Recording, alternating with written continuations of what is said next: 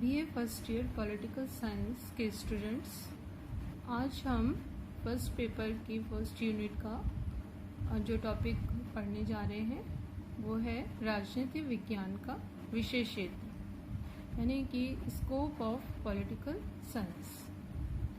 क्षेत्र से क्या अभिप्राय है ये जानना हमारे लिए आवश्यक है। क्षेत्र से यहाँ अभिप्राय है कि राजनीति विज्ञान के अध्ययन की विषय वस्तु क्या है, या इस विषय में हम किन किन बातों का अध्ययन करते हैं, इसकी अध्ययन सामग्री क्या है, या राजनीति विज्ञान में किन किन बातों का अध्ययन किया जाता है। ये विषय राजनीति विज्ञान जो विषय है वो काफ़ी व्यापक है और इसमें विविध राजनीतिक पक्षों का अध्ययन किया जाता है। समय समय पर राजनीतिक विचारकों ने विभिन्न अपने विचारों के द्वारा इसके विषय क्षेत्र को स्पष्ट किया है, जिसमें प्रमुख नाम हम गार्नर, प्रोफेसर गैटल, प्रोफेसर पीके मुखर्जी, विलोबी और अन्य कई विचारकों के नाम ले सकते हैं। इसके साथ ही द्वितीय विश्व युद्ध के बाद जब संयुक्त राष्ट्र संघ का गठन हुआ तो यूनेस्को के तत्वाधान में 1948 में भी राजनीति विज्ञान के विषय क्षेत्र को स्पष्ट किया गया था, इसकी व्याख्या की गई थी। यदि हम गार्नर के अनुसार राजनीति विज्ञान के विषय क्षेत्र को देखें तो उन्होंने 3 चीज़ों को स्पष्ट किया है। एक तो उन्होंने कहा है कि राज्य की प्रकृति और उत्पत्ति की खोज के सिद्धांतों को हम इसमें पढ़ते हैं। दूसरा, गार्नर कहते हैं कि इसमें हम राजनीतिक संस्थाओं के स्वरूप, उनके इतिहास और उनके विविध जो रूप हैं उनको हम इसमें अध्ययन करते हैं। और तीसरा, गार्नर ये कहते हैं कि हम इसमें राजनीतिक विकास के नियमों का भी अध्ययन करते हैं।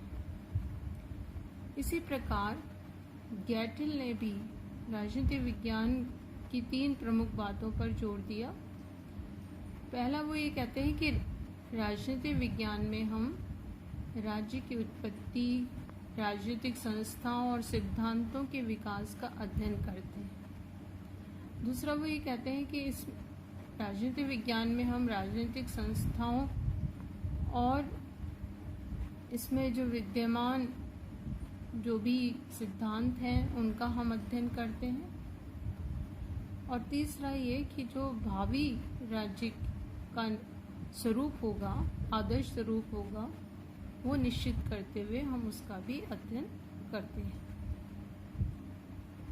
इसी तरह से भारत के प्रोफेसर पीके मुखर्जी हैं, उन्होंने भी इसके विषय क्षेत्र को स्पष्ट किया है और उन्होंने अपना मत देते हुए कहा है कि राजनीतिक विज्ञान में हम राजनीतिक दर्शन, सिद्धांत, राजनीतिक संस्थाओं, विभिन्न प्रकार के वाद, राज्य का राष्ट्रीय अंतर्राष्ट्रीय स्वरूप क्या है, राजनीतिक संगठन किस किस प्रकार के हैं, राजनीतिक दल, दबाव समूह, ऐसे विभिन्न विषयों का अध्ययन हम इसमें करते हैं।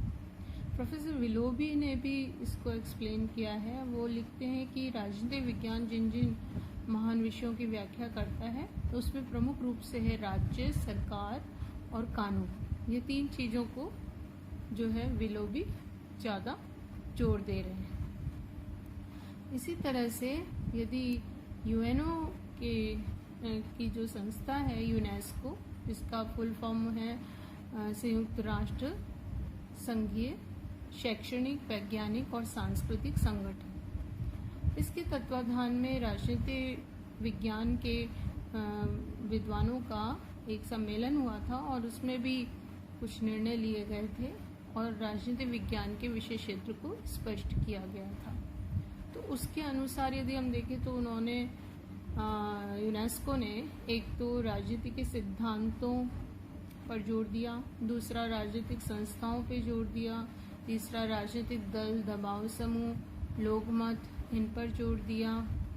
इसके साथ ही यूनेस्को के तत्वाधान में अंतर्राष्ट्रीय संबंधों का अध्ययन इसमें किया जाए, इस चीज़ पर इन्होंने बल दिया था। तो अलग अलग विचारकों और संस्थाओं की जो मत है और राय है वो हम अलग अलग रूपों में देख सकते हैं। तो यदि कुल मिलाकर इन विभिन्न विचारकों के अनुसार राजनीति विज्ञान के विषय क्षेत्र को देखें तो कुछ बिंदुओं के आधार पर हम इसके विषय क्षेत्र को स्पष्ट कर सकते हैं। एक एक करके हम एक एक पॉइंट देखेंगे। जैसे पहला हम देखेंगे मानव का अध्ययन। राजनीति विज्ञान क्योंकि एक समाज से जुड़ा हुआ विषय है, राज्य से जुड़ा हुआ विषय है, जिसका निर्माण मानव के द्वारा ही किया गया है, इसलिए हमारे लिए आवश्यक हो जाता है कि राज्य में, सरकार में मानवीय व्यवहार, मानवीय क्रियाकलाप क्या हैं, राजनीतिक उसकी कार्य क्या हैं, ये हमारे लिए जानना आवश्यक तो होता है। इसलिए नागरिकों का, नागरिक समाज का अध्ययन इससे जुड़ा हुआ है और व्यक्ति के जो भी क्रियाकलाप हैं, चाहे वो अधिकार के रूप में हो, कर्तव्यों के रूप में हो, व्यक्ति व्यक्ति संबंध हो, व्यक्ति राज्य संबंध हो, इन विभिन्न विषयों का हम अध्ययन राजनीति विज्ञान में करते हैं। आधुनिक दृष्टिकोण के अनुसार तो मानव के जो राजनीतिक व्यवहार है उसका अध्ययन होने लगा है, यथार्थवादी अध्ययन होने लगा है, क्योंकि जब तक मानव को जोड़कर इस विषय को न पढ़ा जाए ये विषय स्पष्ट नहीं किया जा सकता।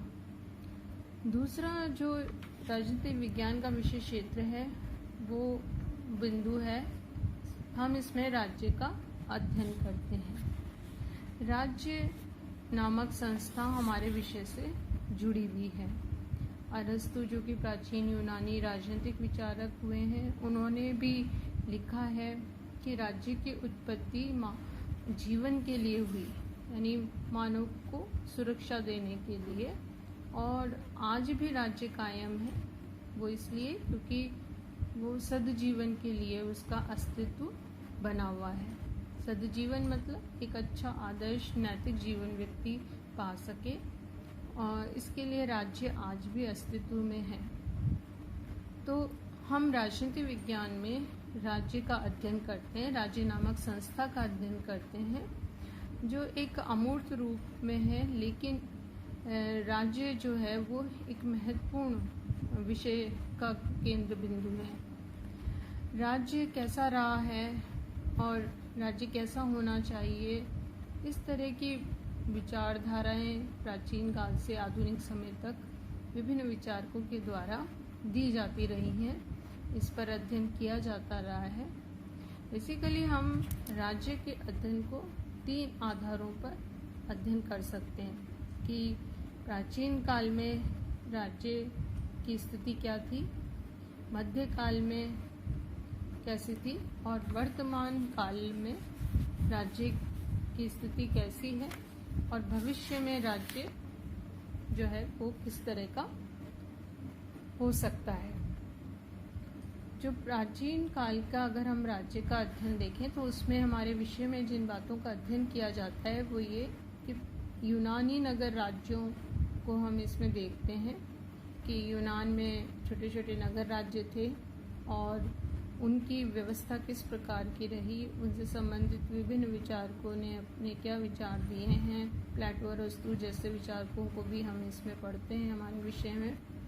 इसी तरह से यदि हम भारत में देखें तो प्राचीन काल में नगर राज्यों जैसे ही कुछ राज्य हमारे देश में भी थे। इसमें कुछ प्रमुख नाम वज्जी संघ, अंधक वर्षणी संघ लिए जा सकते हैं।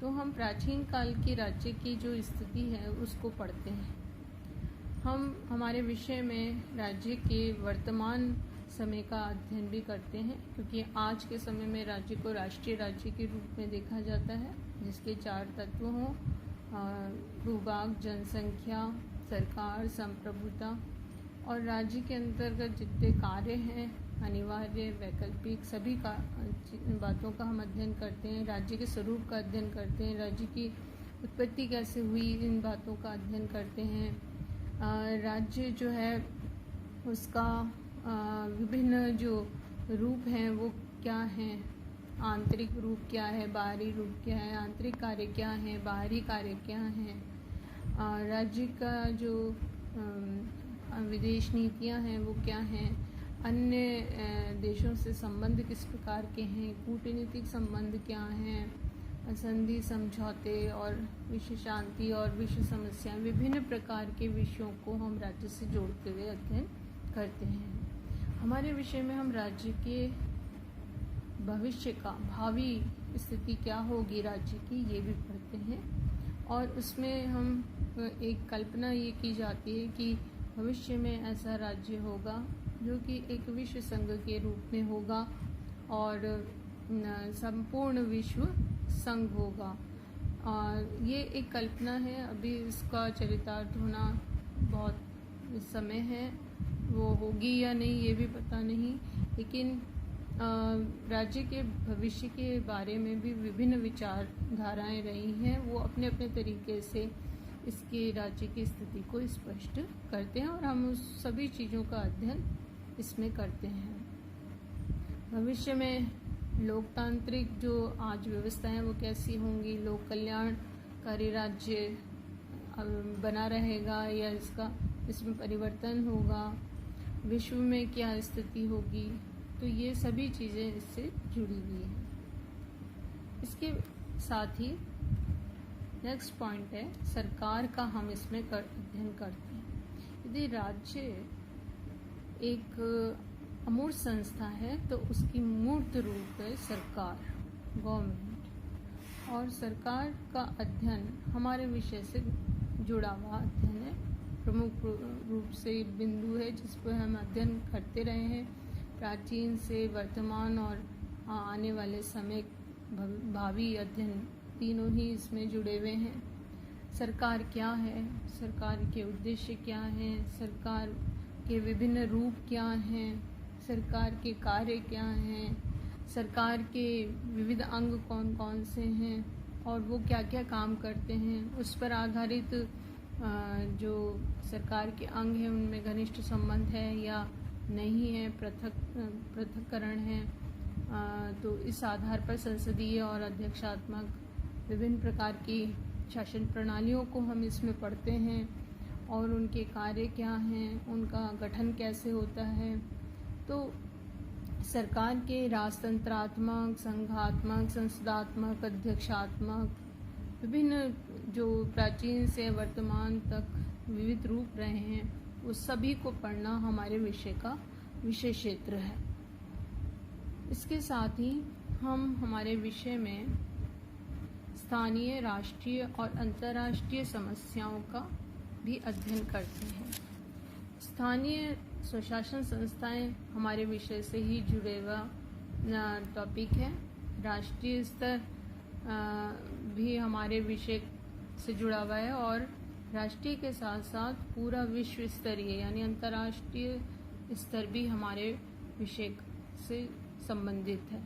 तो ये तीनों ही चीज़ों का अध्ययन हम हमारे विषय में करते हैं और इससे जुड़ी हुई विभिन्न समस्याओं को हम पढ़ते हैं। उदाहरण के लिए जैसे स्थानीय स्वशासन संस्थाएं हैं जिसमें आपके ग्राम पंचायत, पंचायत समिति, जिला परिषद जैसी संस्थाएं आती हैं। इन सभी स्तर पर कौन कौन सी समस्याएं हैं, उनका समाधान कैसे हो सकता है, इनका समाधान करने वाली सत्ता कौन सी है और कैसे इन समस्याओं को वो सुलझाते हैं, इन सब को हम हमारे विषय में पढ़ते हैं। राष्ट्रीय स्तर की जो समस्याएं हैं, चाहे वो भारत से संबंधित हो, चाहे दुनिया के किसी भी देश से संबंधित हो, उनको भी हम हमारे विषय में पढ़ते हैं। जैसे भारत में राष्ट्रीय स्तर की विभिन्न समस्याएं हैं, जैसे राष्ट्रीय एकीकरण या जातिवाद या सांप्रदायिकता या क्षेत्रीयतावाद, भाषावाद जैसी समस्याएं, तो उनको हमारे विषय में अध्ययन किया जाता है और उनका समाधान कैसे हो ये भी हम इसमें अध्ययन करते हैं। इसके साथ ही अंतर्राष्ट्रीय स्तर की समस्याओं का अध्ययन भी हम करते हैं, जिसमें चाहे वो आतंकवाद की समस्या हो, शस्त्रीकरण की समस्या हो, शरणार्थियों की समस्या हो या शस्त्रीकरण में अगर हम परमाणु परीक्षण की एक मेजर समस्या देख सकते हैं, या हम इसमें हाल फिलहाल वर्तमान में जो जैविक आक्रमण हो रहे हैं, जिसमें कोरोना पे भी शंका है कि ये जो कोरोना संकट है वो कहीं जैविक आक्रमण तो नहीं है चीन के द्वारा किया गया। तो इस तरह की जो विभिन्न प्रकार की समस्याएं दुनिया भर के देशों में है, वो हमारे विषय से जुड़ा हुआ विषय क्षेत्र है और हम हर स्तर की राजनीतिक समस्याओं और जो राजनीतिक क्षेत्र को प्रभावित करने वाली समस्याएं हैं उन सबको जोड़ते हुए अध्ययन करते हैं। इसके साथ ही राजनीतिक विज्ञान में हम शासन प्रबंध या प्रशासनिक व्यवस्था का भी अध्ययन करते हैं, जिसको एडमिनिस्ट्रेशन भी कहा जाता है। यदि प्रत्यक्ष रूप से राजनीतिक कार्यपालिका काम करते हुए दिखाई देती है तो उसके पीछे जो एक पूरा तंत्र है, प्रशासन है, वो भी कार्य कर रहा होता है। तो उन सभी बातों का हम अध्ययन हमारे विषय में करते हैं कि शासन प्रबंध क्या है, शासन प्रबंध में पद सोपानी व्यवस्था क्या है और सत्ता क्या है, आदेश का किस तरह से दिया जाता है, उसकी पालना होती है। पोस्टकॉर्ब को हम इसमें देखते हैं। लोक प्रशासन के जो कार्य करने वाले लोक सेवक हैं उनके कार्य क्या हैं, कर्तव्य क्या हैं और इस प्रशासन प्रबंध से संबंधित विविध समस्याएं क्या हैं, इन सब विविध बातों का अध्ययन हमारे विषय में किया जाता है। पब्लिक एडमिनिस्ट्रेशन को हम इसमें पढ़ते हैं, लोक प्रशासन को, और वो हमारे विषय से ही जुड़ा हुआ अध्ययन है। इसके साथ ही एक और जो प्रमुख बिंदु है जिसका हम स्पष्ट करेंगे वो है अन्य समाज विज्ञानों का प्रासंगिक अध्ययन। राजनीति विज्ञान समाज से जुड़ा हुआ विषय है। एक शब्द यूज होता है और वो है समाज विज्ञानों, और उसमें विविध विषय समाज से संबंधित हैं वो आ जाते हैं, जैसे राजनीति विज्ञान तो है ही, लेकिन इतिहास, अर्थशास्त्र, समाजशास्त्र, दर्शन शास्त्र, ये विषय भी मानव और समाज से जुड़े हुए विषय हैं। तो हम इनको बिल्कुल एक सीमा रेखा खींचकर अलग नहीं कर सकते और ये कहीं ना कहीं हमारे विषय को प्रभावित करते हैं। और पूरी तरह से विस्तृत रूप में तो इन विषयों का अध्ययन नहीं हमारे विषय में हो सकता, लेकिन जहाँ भी प्रासंगिक है, जहाँ हमारे विषय को समझना, स्पष्ट करने की आवश्यकता है, वहाँ हम इन विषयों को जोड़ते हुए अध्ययन करें ताकि हमारा विषय जो है उसकी व्याख्या हो सके और हमारे विषय को ठीक प्रकार से समझा जा सके। तो इसको अंतरानुशासनात्मक अध्ययन दृष्टिकोण के रूप में भी जाना जाता है। तो अन्य समाज विज्ञानों का भी हम हमारे विषय में प्रासंगिक अध्ययन करते हैं। एक और जो प्रमुख बिंदु है वो है राजनीतिक दल और दबाव गुटों का अध्ययन। राजनीतिक विज्ञान में हम जो राजनीतिक दल हैं विविध प्रकार के, उनका अध्ययन करते हैं, चाहे वो भारत के राजनीतिक दल हो, चाहे दुनिया के अन्य देशों के राजनीतिक दल हो, सभी हमारे विषय से जुड़े हुए अध्ययन के विशेष क्षेत्र में आते हैं। और इसमें हम ये देखते हैं कि राजनीतिक दल क्या होते हैं, राजनीतिक दलों का उद्देश्य क्या होता है, राजनीतिक दलों के काम क्या होते हैं, स्थानीय जो राजनीतिक दल हैं, क्षेत्रीय राजनीतिक दल हैं, वो क्या होते हैं, राष्ट्रीय स्तर के राजनीतिक दल क्या होते हैं, और राजनीतिक दल जो है वो किस तरह से चुनाव में अपनी भूमिका अदा करते हैं। राजनीतिक दलों के साथ ही हम हमारे विषय में दबाव गुटों, लॉबीज, हित समूहों, इनका भी अध्ययन करते हैं। दबाव गुट राजनीतिक दलों से किस तरह से फ़र्क है, अंतर है इन दोनों में, और इनकी क्या भूमिका होती है राजनीतिक व्यवस्था में, ये सब चीज़ों का अध्ययन भी हमारे विषय का विषय क्षेत्र है।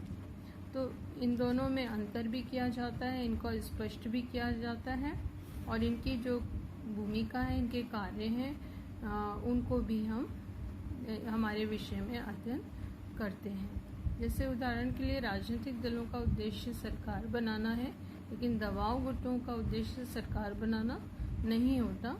ये किसी भी देश की व्यवस्थापिका पे इस चीज़ के लिए दबाव डालते हैं कि उनके अनुसार जो हित हैं उनके अनुसार कानून बन सके। तो ये एक तरह से प्रेशर ग्रुप्स हैं जो कि दबाव के आधार पर अपने हितों की पूर्ति कराते हैं। इसके बाद नेक्स्ट हम देखेंगे कि राजनीतिक विज्ञान के विषय क्षेत्र में वो है राजनीतिक विचारों का इतिहास और विविध विचारधाराओं का हम इसमें अध्ययन करते हैं। राजनीतिक विज्ञान में बहुत सारे राजनीतिक विचारक हुए हैं, चाहे भारत में हो, चाहे दूसरे देशों में हो, चाहे प्राचीन काल के हों, चाहे मध्यकाल के हों या आधुनिक समय के हों। ये सारा हमारे राजनीतिक विचारों का इतिहास देखा जा सकता है। तो ये एक लंबा इतिहास है और इसकी विषय सामग्री भी बहुत व्यापक है और इन सब चीज़ों का अध्ययन भी हमारे विषय में होता है। तो इसमें हम पाश्चात्य राजनीतिक विचारकों में प्लेटो, अरस्तु जैसे विचारकों को पढ़ते हैं। भारत में मनु, कौटिल्य, शुक्र जैसे विचारक हुए हैं। मध्य युग में हम देखें तो भारत में दयानंद सरस्वती, विवेकानंद जैसे विचारक हुए। तो पाश्चात्य देशों में मैकियावली, एक्विनास जैसे विचारकों का अध्ययन किया जाता है और भी बहुत से विचारक हुए हैं। आधुनिक समय में यदि भारत में देखें तो गांधी, जयप्रकाश नारायण, पंडित नेहरू की विचारधाराओं को पढ़ा जाता है। तो अगर हम पाश्चात्य दृष्टिकोण से देखें तो रॉल्स और कैटलीन, लॉसवेल, ईस्टर्न जैसे प्रमुख विचारक हुए जिन्होंने कि अपनी पुस्तकों में विभिन्न विचारधाराओं को प्रतिपादित किया और उनको भी हम अध्ययन करते हैं। हमारे विषय में विभिन्न प्रकार की विचारधाराओं का अध्ययन किया जाता है, जैसे व्यक्तिवाद, समाजवाद, साम्यवाद, अराजकतावाद, मार्क्सवाद, ऐसे बहुत सी पूंजीवाद जैसी विचारधाराएं हुई हैं जो सभी हमारे विषय से जुड़ी हुई हैं और हम सभी प्रकार की विचारधाराओं को भी हमारे विषय में पढ़ते हैं, इनकी व्याख्या करते हैं, इनका विश्लेषण करते हैं और एक निश्चित निष्कर्ष तक पहुंचने का प्रयास भी करते हैं। नेक्स्ट जो हमारे विषय का विषय क्षेत्र देखा जा सकता है वो है अंतर्राष्ट्रीय कानूनों का अध्ययन, अंतर्राष्ट्रीय संबंध और राजनीति और अंतर्राष्ट्रीय संगठनों का अध्ययन। हमारा विषय केवल स्थानीय राष्ट्रीय स्तर तक सीमित नहीं है, बल्कि ये पूरे अंतर्राष्ट्रीय स्तर का भी विषय है, जिसमें एक देश से दूसरे देश का किस तरह का संबंध निर्धारित हो, उसके लिए अंतर्राष्ट्रीय कानूनों की व्यवस्था यूएनओ के द्वारा भी की गई है और उन सब विविध कानूनों के बारे में विशद व्याख्या हम करते हैं। एमए में एक पेपर के रूप में ही हम इसको पढ़ते हैं। हमारे विषय में हम अंतर्राष्ट्रीय संबंधों का अध्ययन करते हैं। जैसे आप बीए थर्ड ईयर में अंतर्राष्ट्रीय संबंध पूरा एक पेपर ही पढ़ेंगे, जिसमें शीत युद्ध, गुटनिरपेक्षता, निशस्त्रीकरण, विभिन्न अंतर्राष्ट्रीय संगठन और विदेश नीतियाँ, ऐसे विभिन्न प्रकार के बिंदुओं को, टॉपिक्स को हम अंतर्राष्ट्रीय संबंधों के अंतर्गत पढ़ते हैं। अंतर्राष्ट्रीय राजनीति भी उससे जुड़ा हुआ है और इसमें भी हम विविध देशों की विदेश नीतियों को और एक देश का दूसरे देश के साथ किस तरह का वैदेशिक संबंध हैं, वह कैसे उसके निर्धारक तत्व हैं, उद्देश्य हैं जिस पर काम होता है, इस राजनीतिक अंतर्राष्ट्रीय राजनीति का परिदृश्य कैसे बदलता रहता है, ये विविध बातों का अध्ययन हम हमारे विषय में करते हैं। इसके साथ ही कई अंतर्राष्ट्रीय संगठनों का अध्ययन हमारे विषय में किया जाता है, जैसे यूएनओ है या गुटनिरपेक्ष संगठन है। इसके अलावा जो सार्क संगठन है, कई ऐसे संगठन जिससे विभिन्न देश विश्व स्तर के जुड़े हुए हैं। उन सब अंतर्राष्ट्रीय संगठनों के उद्देश्य, सिद्धांतों, उसके कार्यों को पढ़ना भी हमारे विषय के विषय क्षेत्र में आता है। इसके अलावा जो नेक्स्ट है वो है हम हमारे विषय में राजनीतिक जीवन की विविधताओं का अध्ययन करते हैं। मानव से जुड़ा हुआ विषय है राजनीतिक विज्ञान, राजनीतिक पक्ष से जुड़ा हुआ है और नित्य प्रतिदिन विविध प्रकार के कार्य और परिवर्तन और नई चीज़ें शामिल होती रहती हैं। तो राजनीतिक जीवन की जो विविधताएं हैं, जो नए जो भी घटनाक्रम हैं, उन सबको जोड़ते हुए भी हम हमारे विषय में अध्ययन करते रहते हैं। इसके साथ ही आज के समय की जो प्रजातांत्रिक शासन प्रणाली है, जो सबसे ज़्यादा प्रचलित है पूरे विश्व में, इस प्रजातांत्रिक प्रणाली को हम किन किन देशों में देख सकते हैं, वो कितनी सफल है, किन देशों में ये सफल नहीं हो पाई, प्रजातांत्रिक व्यवस्था के क्या गुण हैं, क्या दोष हैं, इसमें और सुधार कैसे हो सकता है, ये भी आज के संदर्भ में अध्ययन का विषय है। क्योंकि अधिकांश देश आज प्रजातांत्रिक शासन प्रणाली वाले देश हैं, तो इस पर भी हम विशद अध्ययन करते हैं। इसके साथ ही एक और प्रमुख बिंदु है जिस पर हम अध्ययन करते हैं, वो है जन कल्याणकारी राज्य या लोक कल्याण भी कारी भी कहते हैं, या इंग्लिश में जिसे वेलफेयर स्टेट कहा जाता है। इस आज की जो प्रजातांत्रिक शासन प्रणालियां हैं वो जनता के अधिक से अधिक हित और कल्याण पर आधारित शासन करने वाली हैं। तो ये एक नया कंसेप्ट जो प्रजातंत्र से जुड़ा और इसमें जन कल्याण कितना किसी देश की सरकार करती है और कितनी सफल रहती है और कितनी वो औचित्यपूर्ण है, इन सब चीज़ों को भी हम जोड़ते हुए अध्ययन करते हैं। इसकी विश्लेषण भी करते हैं, इसकी व्याख्या भी करते हैं। नियोजित आर्थिक विकास का अध्ययन, हालांकि ये कहा जा सकता है कि अर्थशास्त्र विषय से जुड़ा हुआ बात है, लेकिन क्योंकि समाज विज्ञानों में अर्थशास्त्र और राजनीतिक विज्ञान दोनों ही आते हैं और दोनों ही मानव पक्ष जीवन के पक्ष से जुड़े हुए विषय हैं, इसलिए हमारे विषय में हम नियोजित आर्थिक विकास को भी जोड़ते हुए अध्ययन करते हैं, चाहे वो स्थानीय स्तर का हो, राष्ट्रीय स्तर से हो संबंधित हो या अंतर्राष्ट्रीय स्तर से संबंधित हो। हमारे विषय में वैज्ञानिक विकास और तकनीक इत्यादि को भी प्रासंगिक रूप से पढ़ा जाता है।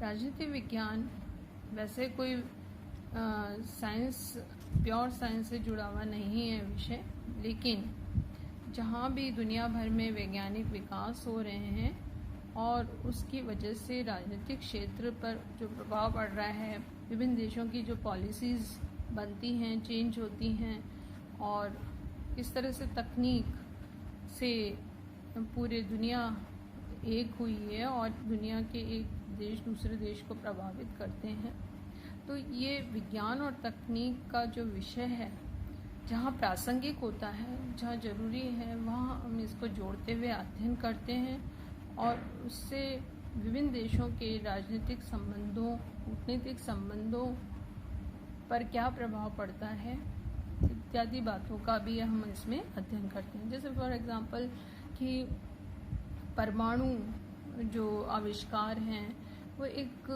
वैज्ञानिक विकास या वैज्ञानिक क्षेत्र का विषय है, लेकिन चूँकि ये किसी भी देश के अंतर्राष्ट्रीय संबंधों को, अंतर्राष्ट्रीय राजनीति को भी प्रभावित करता है, इसलिए हमें जो बेसिक ज्ञान है वो विज्ञान और तकनीक का भी होना आवश्यक हो जाता है, चाहे वो सेना से संबंधित तकनीक हो या साइंस के क्षेत्र में किसी भी देश की सैन्य क्षमता को बढ़ाने से संबंधित हो। राजनीतिक विज्ञान का विषय क्षेत्र निरंतर व्यापक होता जा रहा है और हर दिन प्रतिदिन कोई ना कोई नई जो घटना है, नई प्रवृत्तियां हैं, वो उत्पन्न होती रहती हैं। तो हमारे विषय में हम नवीन प्रवृत्तियों का जो रोज हमें हर वक्त निरंतर घटित हो रही हैं, उन सब का भी हम इसमें अध्ययन करते हैं। जैसे फॉर एग्जांपल यदि आज के संदर्भ में हम देखें तो जो अमेरिकी चीन संबंध है, भारत चीन संबंध है, इनमें पहले क्या स्थिति थी और आज क्या स्थिति में परिवर्तन आया है, ये सब पढ़ना हमारे विषय से संबंधित है और ये हमारे विषय का विषय क्षेत्र है। राजनीतिक विज्ञान का जो विषय क्षेत्र है वो एक जगह बंधा हुआ नहीं है। हम भूत, वर्तमान, भविष्य तीनों ही समय का हर पक्ष का अध्ययन करते हैं और क्योंकि मानव जीवन बहुत ही विविधतापूर्ण है और मानवीय व्यवहार निरंतर परिवर्तनशील है, इसलिए हमारे विषय में भी नित्य नए परिवर्तन और बदलाव होते रहते हैं और इसीलिए राजनीतिक विज्ञान का जो विषय है वो नदी के पानी की तरह प्रवाहवान है, गतिशील है और इसीलिए इसका जो विषय क्षेत्र है वो ठहरा नहीं है, बल्कि उसमें निरंतर वृद्धि हो रही है। नई नई प्रवृत्तियाँ, नई नई घटनाओं, नए नए अंतर्राष्ट्रीय संबंध और कूटनीतिक संबंधों में परिवर्तनों को हम सबको निरंतर देखते हैं, उनका अध्ययन करते हैं, उनका विश्लेषण करते हैं और तभी हमारे विषय को हम ठीक प्रकार से अध्ययन और विश्लेषित कर पाते हैं। तो राजनीतिक विज्ञान का विषय क्षेत्र बहुत ही अधिक व्यापक है, गतिमान है और इसको हम एक जगह ठहरा नहीं सकते, रोक नहीं सकते।